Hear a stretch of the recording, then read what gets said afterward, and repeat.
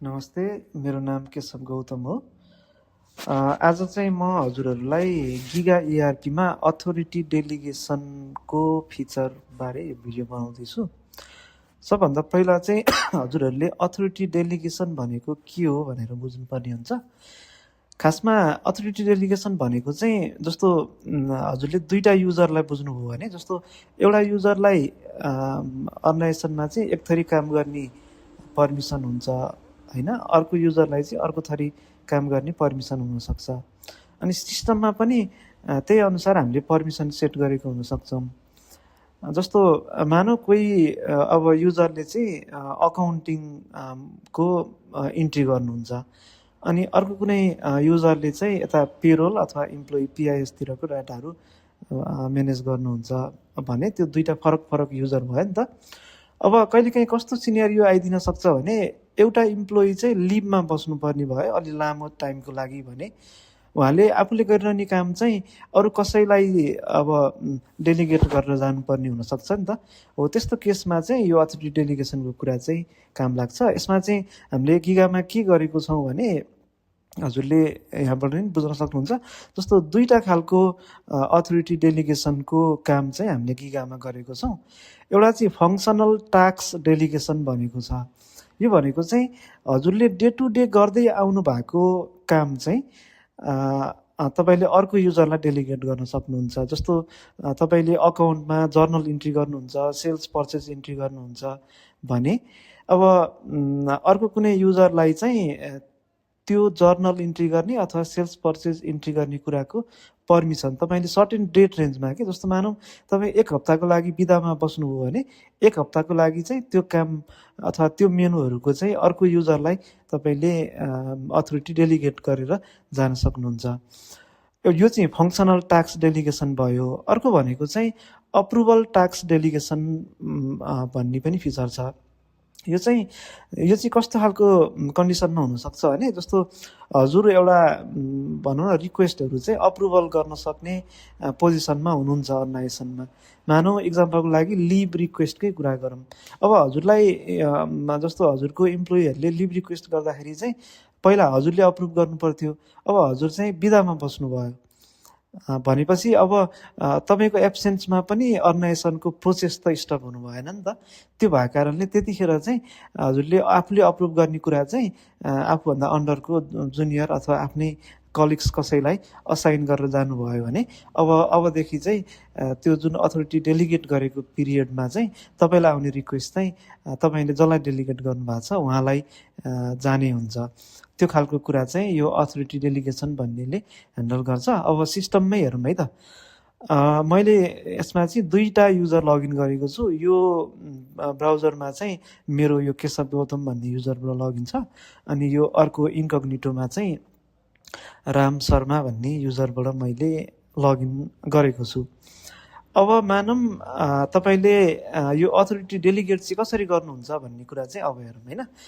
तपाईँले लगइन गरिसकेपछि चाहिँ यतातिर राइट साइडको टपमा यहाँनिर क्लिक गर्नुभयो भने यहाँ तल अथोरिटी डेलिगेसन भन्ने एउटा मेनु देख्नुहुन्छ।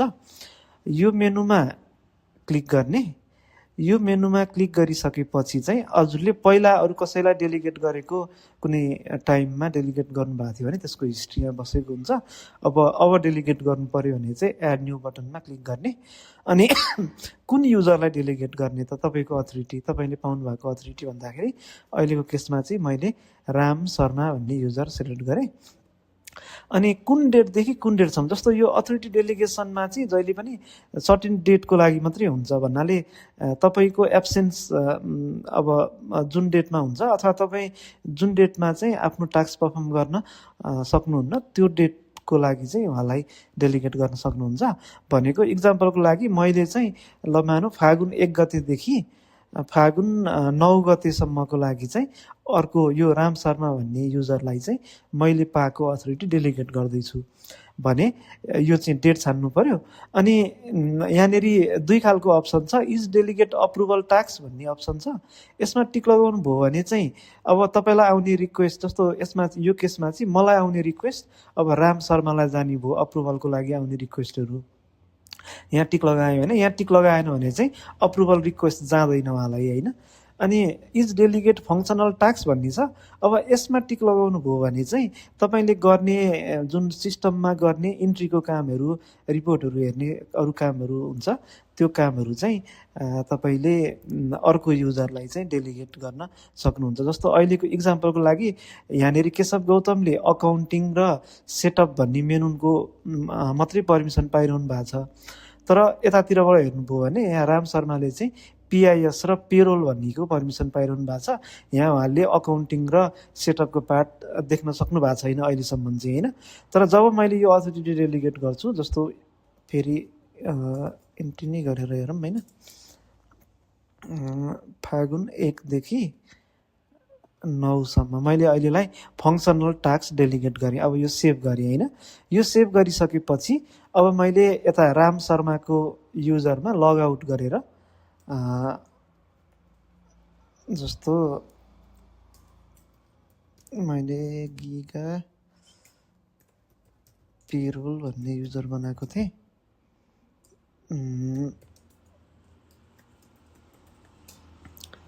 ल अब यो युजरबाट लगइन गर्दा चाहिँ अघि न यो राम शर्माको युजरमा चाहिँ यो पिआइएस र पेरोल भन्ने मेनुहरू मात्रै देखिएको थियो।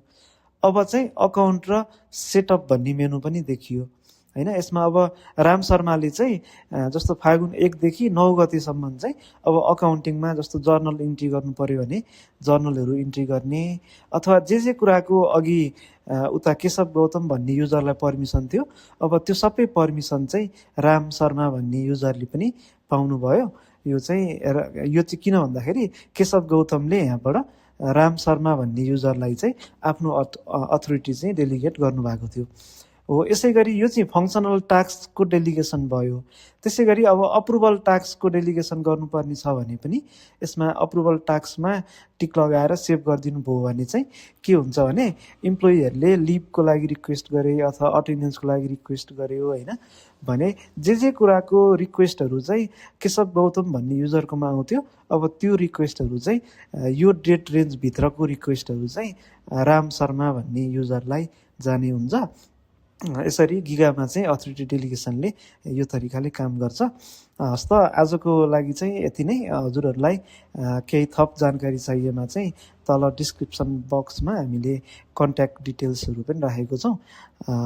त्यो कन्ट्याक्ट डिटेल्समा कन्ट्याक्ट गरेर पनि हामीलाई सम्पर्क गर्न सक्नुहुन्छ। हस्त, धन्यवाद।